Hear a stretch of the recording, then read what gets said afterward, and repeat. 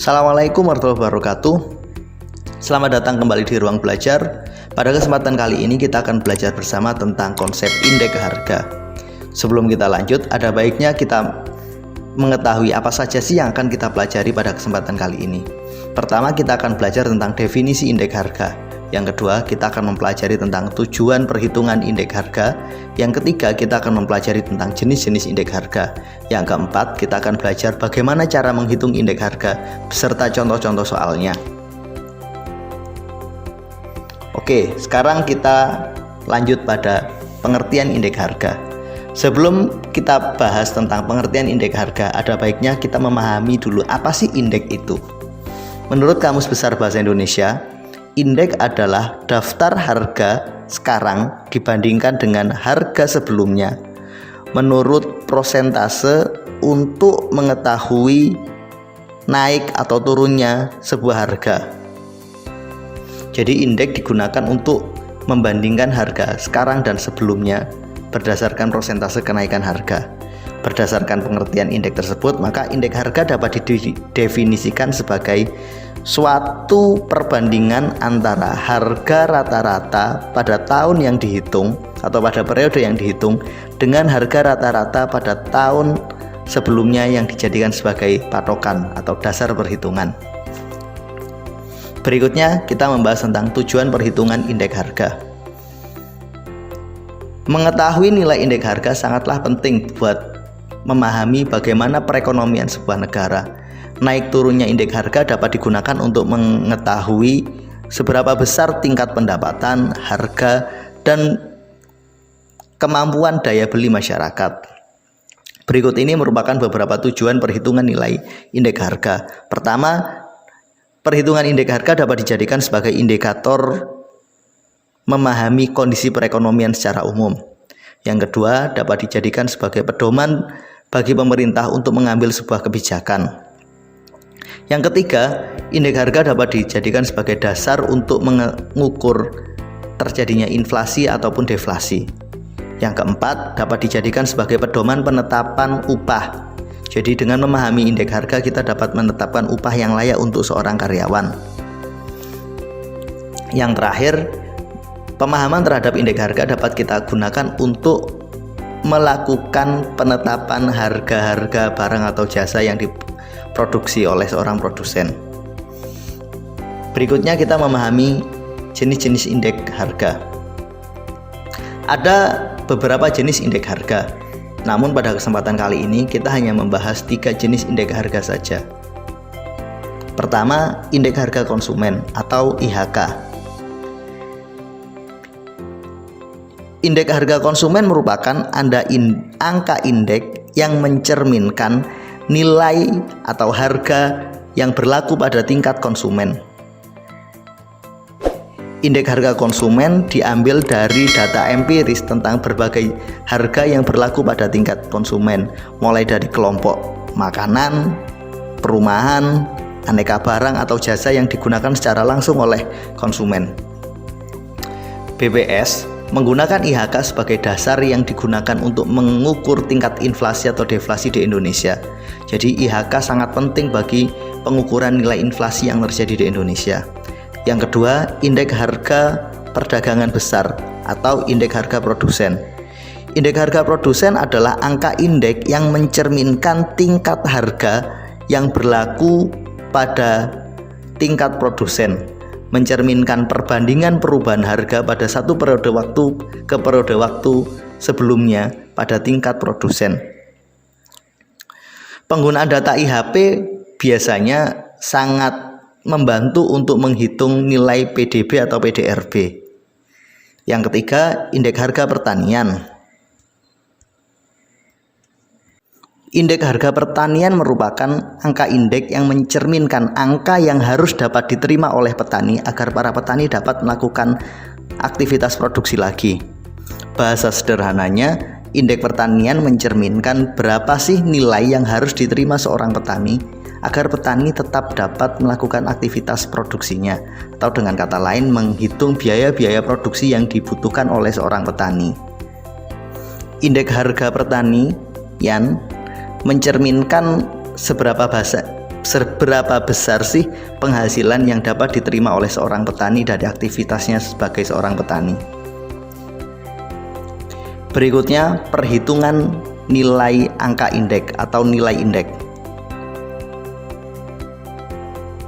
Secara umum, ada dua pendekatan yang digunakan untuk menghitung indeks harga. Pertama, perhitungan dilakukan dengan indeks harga tidak tertimbang atau disebut juga sebagai perhitungan non-agregat, non-tertimbang. Yang kedua, perhitungan dengan menggunakan indeks harga tertimbang. Dalam prakteknya, harga tertimbang lebih sering digunakan dalam menghitung nilai indeks harga secara nyata. Artinya, secara real, indeks harga tertimbang adalah indeks harga yang paling sering digunakan. Ada beberapa jenis metode perhitungan nilai indeks harga tertimbang. Pertama, indeks harga less payers. Yang kedua, metode PASC. Yang ketiga, metode Dробis and Broglie. Yang keempat, metode Irving Fisher. Dan yang kelima adalah metode Marshall et Gewalt. Dalam prakteknya, BPS atau Badan Pusat Statistik di Indonesia melakukan perhitungan indeks harga menggunakan rumus less payers, namun dengan sedikit modifikasi.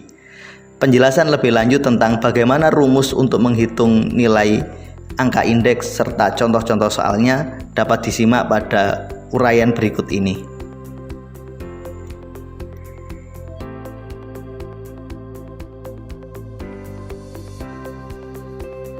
Sekarang kita mempelajari bagaimana menghitung indeks harga dengan menggunakan metode PASC.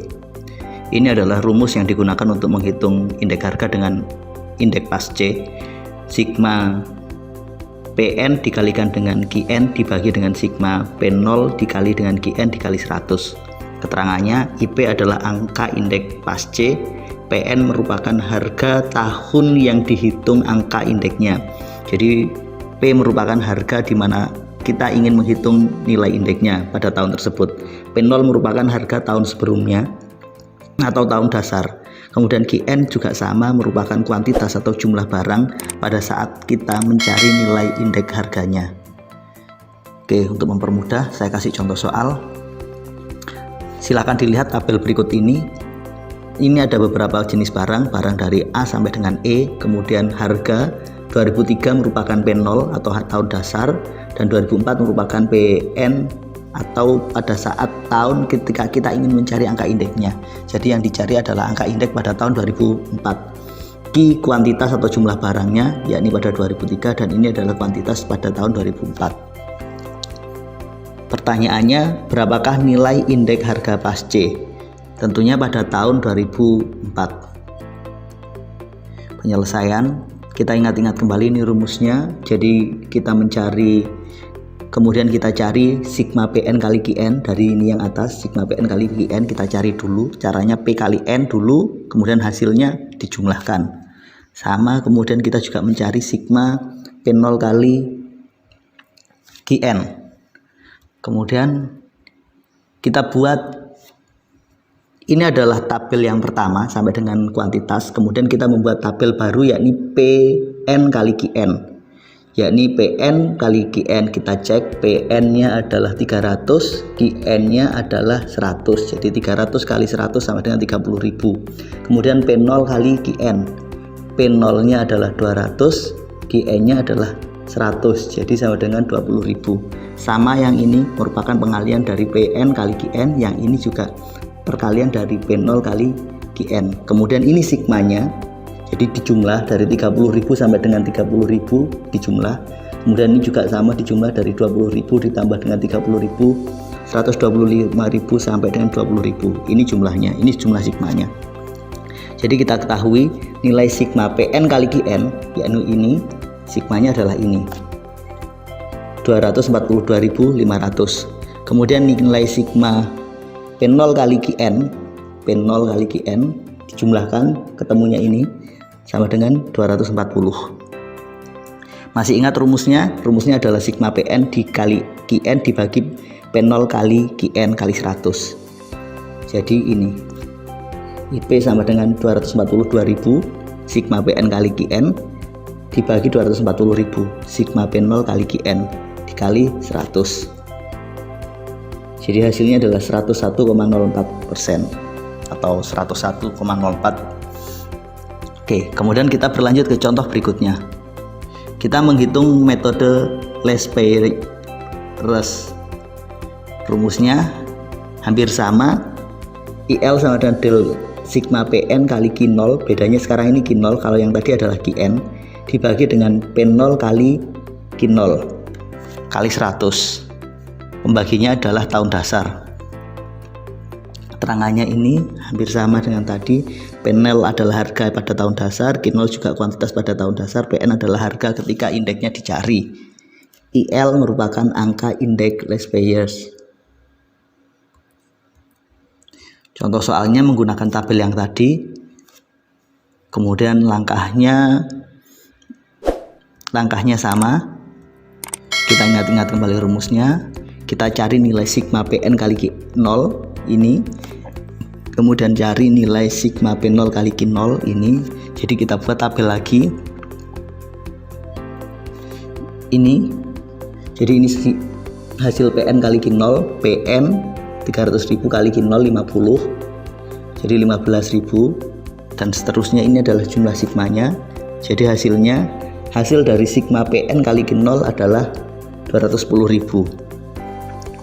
Jadi ini adalah perkalian ini kali ini, ditulis di sini. Misalkan yang ini adalah PN kali Q0, PN-nya adalah 300, kemudian Q0-nya adalah 150, jadi 445.000. Ini hasilnya, kemudian dijumlahkan, hasilnya adalah 210.000. Kemudian ini hasilnya adalah 200.000. Oke, maka kita selesaikan 210.000 dikali bagi 100 sama dengan 105%. Perhitungan berikutnya, kita menghitung metode Drobis dan Pauli. Rumusnya adalah ID atau indeks Drobis dan Pauli sama dengan IL ditambah IP Lesch-Peyre ditambah Pasche dibagi 2. Dengan menggunakan angka yang tadi, ini keterangannya. Dengan menggunakan angka tadi, IL sama dengan 105, kemudian IP sama dengan 101, maka kita menghitung nilai ID-nya. Ini 105 ditambah 101,04 dibagi 2 sama dengan 206,04 bagi 2 sama dengan 103,2%. Ini adalah nilai indeks Drobis dan Pauli. Metode berikutnya adalah metode Irving-Fisher. Fisher menggunakan rumus seperti ini, IF sama dengan IL dikali dengan IP tapi diakarkan. Maka keterangannya ini sama, kita menggunakan angka yang tadi, IL-nya 105, IP-nya 101,04, maka kita menghitung 105 kali 104 diakar sama dengan 100,3. Oke, metode terakhir kita menggunakan metode Marshall-Edgeworth. Rumusnya, jadi sigma Q0 ditambah PN dikali PN, kemudian sigma Q0 ditambah Qn dikali P0 dikali 100. Ini sama dengan contoh soal yang tadi. Langkah-langkahnya juga sama. Kita ingat rumusnya, kita cari nilai ini, kemudian berikutnya kita cari nilai ini. Untuk soal ini, contoh soal ini, saya berharap ini dijadikan latihan. Jadi silakan kalian lanjutkan mencoba-coba di rumah. Berapa hasilnya? Demikian pembahasan kali ini, mudah-mudahan bermanfaat.